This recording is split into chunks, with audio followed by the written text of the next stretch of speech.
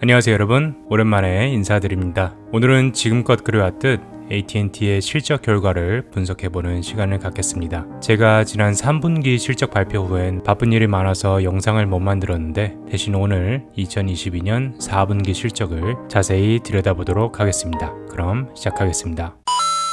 우선 시작 전에 현재 주가에 가장 영향을 많이 미치는 경제지표 두 가지만 보고 가도록 하겠습니다. 우선 지난 1월 실업률은 다시금 큰 폭으로 하락해서 3.4%라는 놀라운 수치를 기록하여서 인플레이션이 다시 오르는 거 아니냐는 우려를 낳았습니다. 빅테크를 시작으로 수많은 대기업들이 줄줄이 감원을 하고 있는데 실업률은 오히려 낮아졌다는 게 좀 의아하네요. 다음은 연준의 기준금리인데 지난번에 4.6%까지 오랜만에 25bp만 올리면서 금리 인상의 속도를 확 줄였고 그런 점이 올해 시작부터 지금까지의 주가 상승을 이끌고 있습니다. 하지만 아직도 몇 번 더 금리 인상이 있을 것으로 예상되고 15년 전 금융위기 바로 전인 5.25%대까지 조만간 도달할 것으로 보여지네요. AT&T의 2022년 4분기 실적은 주당 순이익은 시장의 기대치를 크게 넘겼지만 매출은 살짝 모자랐습니다. 작년 동분기와 비교는 사실 워너미디어를 스핀오프했기 때문에 매출이나 순이익 모든 분야에서 줄어든 게 당연하기에 비교를 하기엔 무리가 있으나 현금 보유량을 보시면 확실히 큰 폭으로 늘어난 게 보이실 겁니다. 실적의 흐름은 여전히 좋은 모습을 보여주고 있어 다행이네요. 어닝 서프라이즈까지는 아니어도 꾸준히 탄탄한 실적을 보여주고 있으니 작년처럼 시장이 무너져 내릴 땐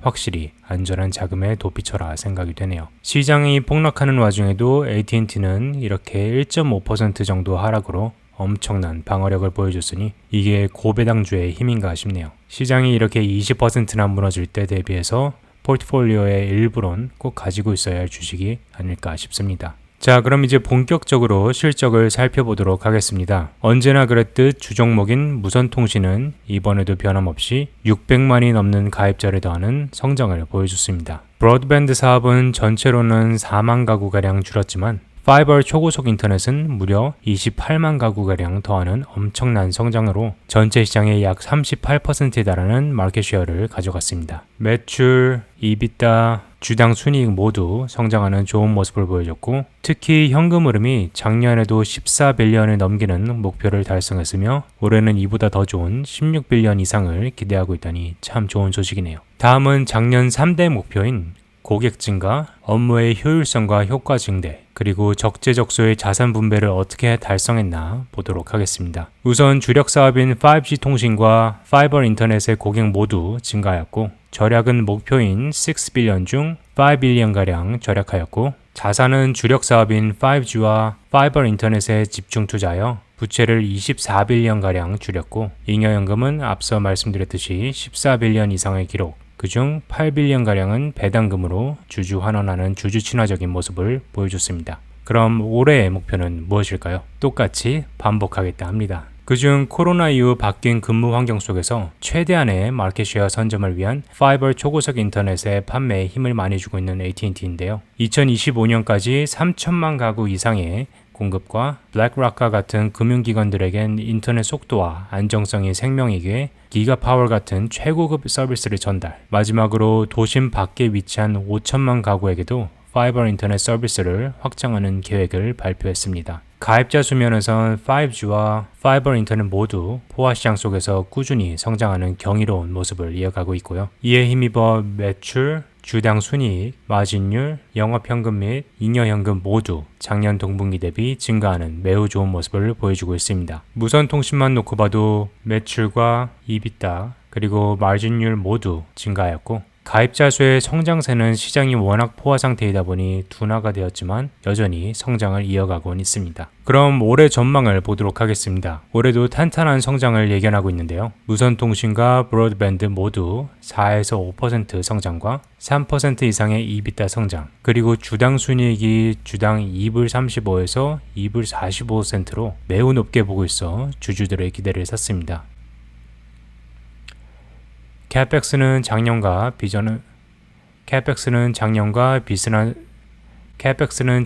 비슷한 수준을 예견했고 잉여현금은 작년보다 2빌리언 이상 높은 16빌리언 이상을 예견하여 더욱더 건전한 자금 상황을 내다봤습니다. 다음은 재무제표를 간단히 훑어보도록 하겠습니다. 우선 인컴 스테이트먼트를 보면 분기 매출은 살짝 늘었어도 1년 매출로 보면 10%가량 줄은 것으로 나오는데 이건 앞서 말했듯이 워너미디어 매각으로 인한 감소이기 때문에 제대로 된 비교가 아니겠죠. 그런데 지출은 오히려 늘어난 것으로 나오는데 그건 바로 이 asset impairment 때문인데요. 이게 뭐냐면 쉽게 말해 집안 대청소하면서 버릴 거 처분한다 생각하면 쉬울 듯 싶습니다. 그러면서 장부에는 지출로 잡아 처리하는 거죠. 덕분에 넷 인컴도 이렇게 손실로 기록이 되었습니다. 자산 규모도 당연히 이렇게 줄어들었고 부채 규모도 많이 줄었는데 특히 1년 안에 상환해야 하는 단기 부채 규모가 거의 반으로 줄은 게 매우 고무적이라 생각됩니다. 오늘 영상의 요약입니다. AT&T의 지난 2022년 4분기 실적은 주당 순이익은 시장의 기대를 넘겼지만 매출은 조금 기대에 못 미쳤습니다. 작년 주식시장은 약 20%가량 하락했지만 AT&T의 주가는 단 1.5%만 하락하면서 하락장 속 좋은 방어력을 보여줬습니다. 회사의 재무 상태는 워너미디어 스핀오프 후 매우 양호해졌고 특히 현금 흐름이 좋아졌습니다. 작년에 3대 목표는 잘 달성했고 올해도 같은 목표로 밀고 나갈 예정입니다. 특히 주력 사업인 5G 무선통신과 초고속 파이버 인터넷 사업에 지속적으로 투자하고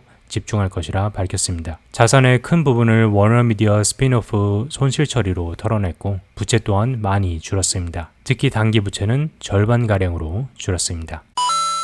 네, 오늘은 오랜만에 AT&T 실적과 재무 상태 그리고 작년 주가 결과에 대해서 살펴봤는데요. 확실히 상승장에선 다 오를 때 혼자 안 오르는 정말 애물단지 같았던 AT&T 주식이 가파르게 하락하는 하락장에선 우리의 포트폴리오가 나락으로 떨어지지 않게 마치 가드레일처럼 잡아주는 방어주가 되어주었습니다. 시장의 상승과 하락을 정확히 맞추기란 불가능하기에 포트폴리오를 안전한 분산 투자로 만든다면 마치 보험처럼 일부는 들고 가야 하는 주식이 아닐까 생각해보며 오늘 영상을 마치도록 하겠습니다. 여러분 모두 올 한 해에도 건강하시고 복 많이 받으시고 원하는 바 다 이루시는 한 해가 되길 기원합니다. 감사합니다.